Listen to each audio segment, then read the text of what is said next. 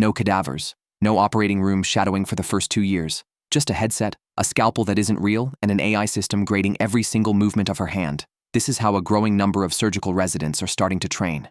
What if surgeons trained only in VR with AI? Surgical training has worked roughly the same way for over a century. Watch, assist, then slowly take the lead under supervision, on real patients, with real risk the entire time. It works, but it's slow, and it depends heavily on how many real cases a resident happens to be present for. A small number of surgical programs are now testing something different. VR simulation, paired with AI systems that track hand movement, instrument angle, and pressure down to the millimeter, comparing every rehearsal against thousands of recorded expert procedures. In one such program, a resident practicing a laparoscopic procedure in VR gets real-time feedback the instant her instrument angle drifts outside the range an expert surgeon would use.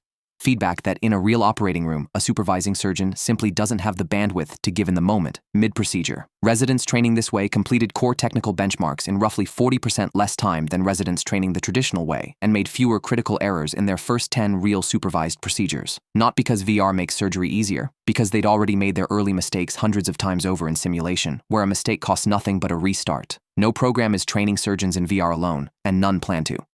Real operating room experience. Real supervision, real patients. None of that goes away. What's changing is how many of the earliest, clumsiest mistakes happen before a resident ever picks up a real scalpel near a real person. The uncomfortable question this raises isn't really about VR.